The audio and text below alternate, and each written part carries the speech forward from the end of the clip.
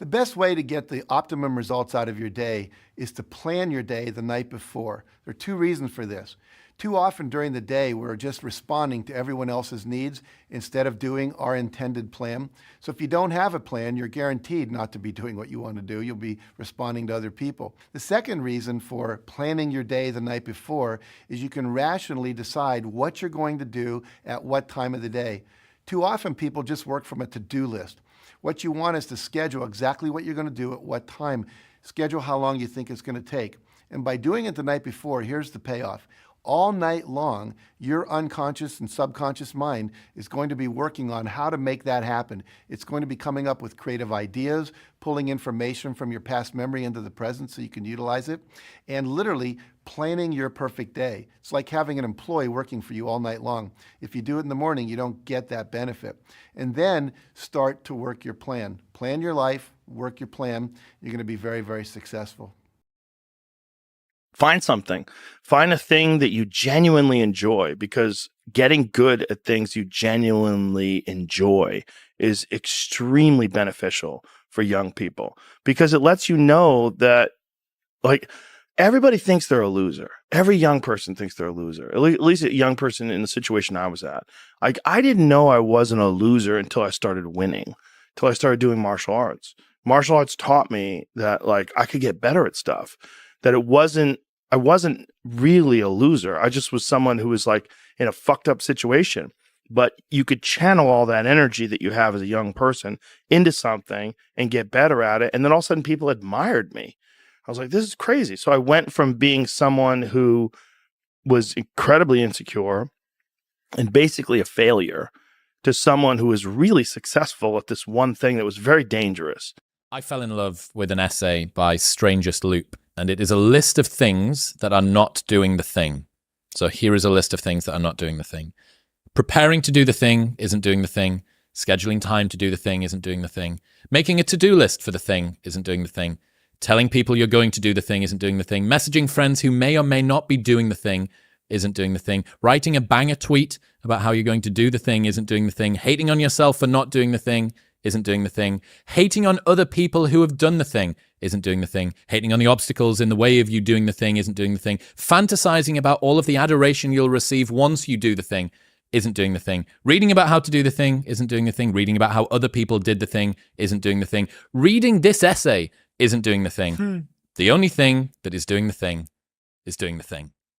I would like to know, when you're in that moment failing, and you have to keep going, what do you say to yourself? What if? A lot of times I'll be in a 200-mile run or something like that, and I'm all jacked up. Body's broken, mind's broken, spirit's broken. I start to say, what if I can pull this off? When I first walked into the Navy SEAL recruiter's office, he looked at me and said, there's only been 35 African Americans in 70 years make it through. You know what I said to myself? What if I can be the 36th? It's the what if I can pull off a fucking miracle. What if I can become someone that no one thinks I can be? Job offers will come to you. Money will come to you if you have this kind of inner strength, this kind of inner power that I think is the ideal for young men today in the world. It's very confusing right now because everything is so fluid, and we're all supposed to think that there's no such thing as masculinity anymore, that it's toxic. But real masculinity, that real kind of strength that I'm talking about, is not toxic at all. It is not out there to hurt people. It's not out there to dominate, to be aggressive, to push people around.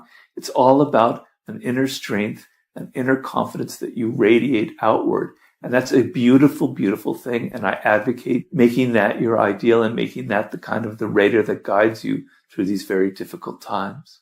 Getting over failure and finding success begins with taking 100% responsibility for your life. You have to give up your excuses and victim stories. You have to drop all the reasons you can't succeed or haven't succeeded so far. I know it's a challenge, but if you want to get ahead, you have to take complete responsibility for everything you experience in your life. When we have setbacks, we get sidetracked with blame and excuses, and we give away the power of personal responsibility. You can change that. When something doesn't turn out, you can ask yourself, how did I create that situation? What did I say or not say? How did I get the other person to act that way? You may think you can't control other people's actions, and you're right. You can't. But we have a part in everything that happens. What if you hear that people have said something bad about you? Maybe it isn't even true, but you can think back and see your part in it. Maybe you've criticized them in the past without having all the information. Maybe they've heard you criticize others. Our actions affect people in ways we can never imagine. And finally, you want to ask yourself the real power question. What will I do differently next time to get the result I want? It's great to know what you did to contribute to your own difficulties, but it's pretty useless if you don't put that knowledge to work. Let it help you. Let it move you forward. After watching that film, I come to understand if I could work that hard every day, with being blessed with the physical tools that I have, what would my career be? And I made a promise to myself from that day that I was going to work that hard every single day so that when I do retire, I have no regrets. And that was the most important thing for me, is to leave no stone unturned, get better every single day. And if I lived that way, then over time, I'd have something that was beautiful. But that was my philosophy. It seems like a pretty simple one, but if you live your life to just get better every single day, you do that for 20 years, what do you have? Say is, when you grow up, you tend to get told that the world is the way it is, and your life is just to live your life inside the world, try not to bash into the walls too much, try to have a nice family life, have fun, save a little money. But life, that's a very limited life. Life can be much broader once you discover one simple fact, and that is everything around you that you call life was made up by people that were no smarter than you.